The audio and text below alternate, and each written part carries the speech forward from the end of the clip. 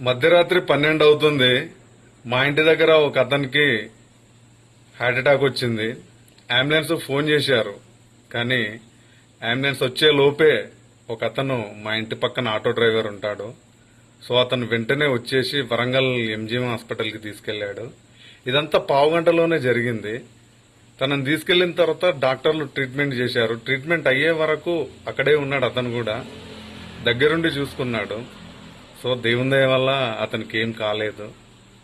అన్న, ప్రతి ఒక్క ఫ్యామిలీలో మన కుటుంబం కానీ, మన బంధువులు కానీ, లేకపోతే అన్నో తమ్ముడో బాబాయో మామయ్యో ఎవరో ఒకరు ఆటో డ్రైవర్లు ఉంటారు మన ఫ్యామిలీలో. ప్రతి గల్లీకొగళ్ళు ఉంటారు, ప్రతి వాడకొగళ్ళు ఉంటారు. సో మనకు ఫస్ట్ ఆపద వచ్చిందంటే ఎంత రాత్రి అయినా కూడా, వర్షంలో అయినా చలిలో అయినా కానీ తప్పకుండా ఊరికొచ్చి మనకు హెల్ప్ చేస్తారన్న. ఫస్ట్ హాస్పిటల్కి తీసుకెళ్తారు వాళ్ళు. ఇప్పుడు తన ప్రాణాలు కాపాడాడు, తనే ఇప్పుడు అతనికి దేవుడు అన్న. ఇంకో విషయం, ఆటో డ్రైవర్ల పరిస్థితి ఏం బాగలేదన్న. ఫ్రీ బస్సులు అయినాయంటే ర్యాపిడో, బైక్ ర్యాపిడో వచ్చినాయండి. అవి వచ్చిన తర్వాత కూడా వాళ్ళకి కిరాయిలు సరిగా కావడం లేదు. కొంతమంది అయితే పనికి కూడా పోతున్నారు.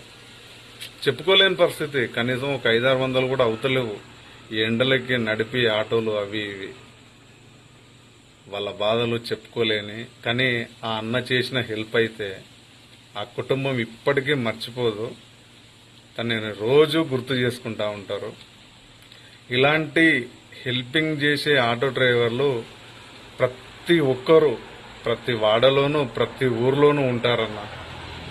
అంతెందుకు, మనం ఏదన్నా మధ్యరాత్రి బస్టాండ్లో దిగినా గానీ, రైల్వే స్టేషన్లో దిగినా గానీ మనల్ని సేఫ్గా తీసుకొచ్చేది, మనం వెళ్ళడానికి ఉండేది ఆటో మాత్రమే. ఎంత నైట్ అయినా, ఎంత గల్లీకైనా కూడా, ఏ గల్లీకైనా కూడా తీసుకుపోయి డ్రాప్ చేస్తారు వాళ్ళు అడిగినంత మనం ఇస్తాము. వాళ్ళు అడిగిన దానికంటే కూడా కొంచెం తక్కువ తీసుకో అని కూడా చెప్తాం. వాళ్ళు కూడా సరేలే అని చెప్పేసి తక్కువ కూడా తీసుకునే వాళ్ళు ఉంటారు, డిమాండ్ చేసే వాళ్ళు కూడా ఉంటారు. మొత్తానికి చెప్పాలంటే ఒకటి మాత్రం నిజమన్నా, ఎన్ని కార్లున్నా, బెంజ్ కార్లున్నా, మంచి బైక్లున్నా కానీ అవి ఎప్పుడో ఒకప్పుడు రిపేర్ రావచ్చు.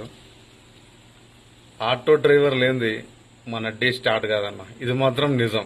అవునా కదా? కామెంట్ చేయండి. ఆటో డ్రైవర్లు అంటే రెస్పెక్ట్ అన్న నాకు స్టార్టింగ్ నుండి. ఎందుకంటే నా జీవితంలో చాలా జరిగాయి. వాళ్ళు చాలా హెల్ప్ చేశారు నా కుటుంబానికి.